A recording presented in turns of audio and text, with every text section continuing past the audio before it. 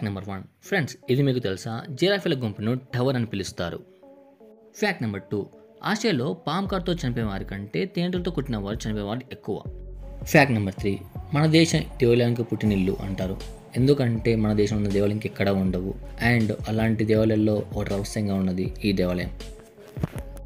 ఈ గుడిలో అడుగు పెడితే రాయిగా మారుతారు. ఎస్, ఈ టెంపుల్ రాజస్థాన్లోని కిరోడి దేవాలయం బార్మర్ జిల్లాలో కాదు. ఈ ఆలయం సూర్యాస్తమయం తర్వాత భక్తులు ఎవరు కూడా ప్రవేశించరు. అక్కడ నిద్ర కూడా చేయరు.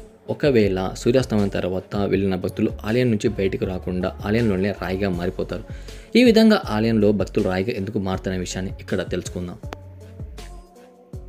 పూర్వం కథనం ప్రకారం ఒక సాధువు తన శిష్యులను తీసుకొని ఈ దేవాలయానికి వచ్చాడు.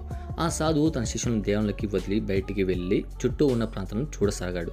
ఆ సాధువు అటు నుంచే అటే ఆ రాజ్యంలోని మరికొన్ని ప్రదేశాలను చూడడానికి వెళ్ళాడు. అసలు తన శిష్యులను ఆలయం ఉంచిన సంగతి మర్చిపోయిన సాధువుకు కొన్ని రోజుల తర్వాత ఆ శిష్యులు గుర్తుకు రావడంతో తిరిగి ఆలయం చేరుకున్నాడు. ఆలయం లోపల ఉన్న శిష్యులను ఆ గ్రామ ప్రజలు ఎవ్వరు కూడా పిడిక అన్నం కూడా పెట్టలేదు. వారికి సహాయం కూడా చేయలేదు. వారి పట్ల ఎంతో కఠినంగా ప్రవర్తించడం వల్ల శిష్యులు ఎంతో అలసిపోయారు. ఈ విషయం గురించి తెలిసి ఎంతో ఆగ్రహించిన సాధువు రాయి లాంటి మనసు కలిగిన స్థానికులను రాళ్ళుగా మారమని శపించాడు. అయితే ఆ ఊరిలో ఓ మహిళ వారికి సాయం చేయడం వల్ల ఆమె మనిషిగా ఉంటుంది. ఆ మహిళను సాధువు సాయం చేసిన నువ్వు వెనక్కి తిరగకుండా ఇక్కడి నుంచి వెళ్ళమని చెప్తాడు. కానీ ఆ మహిళ వెనక్కి తిరిగి చూడడం వల్ల రాయిగా మారుతుంది.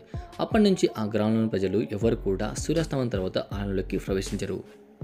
క్రీస్తు శకం 12వ శతాబ్దంలో కిరోడు రాజ్యాన్ని సోమేశ్వర్ అనే రాజు పరిపాలించాడు. ఆయన కాలంలోనే ఈ దేవాలయం తురుష్కుల దాడిలో ధ్వంసమయ్యాయి. ఉన్నాక మనం మధ్యరాత్రిలో అప్పుడప్పుడు మెలకు వస్తూ ఉంటుంది. ఏ టైంకి లేస్తామో మనకి తెలీదు. బట్ ఒక స్టడీ ప్రకారం మనం 3 గంటల 44 నిమిషాలకు మెలకు రావడం మోస్ట్ కామన్గా జరుగుతుంది. పిల్లలకి ఎవరికి నచ్చదు. ఇది కనిపెట్టింది 1905 ఇటాలీకి చెందిన రాబర్టో నెవలిస్. తన స్టూడెంట్కి పనిష్మెంట్గా హోంవర్క్ అనేది ఇచ్చాడు. తర్వాత కాలంలో ఇది వరల్డ్ మొత్తం చాలా బాగా పాపులర్ అయింది. సార్ హోంవర్క్ ఇవ్వగానే స్టూడెంట్స్ ఇలా అనుకుంటారు, ఏంటిది మాకేంటిది అంటున్నాను.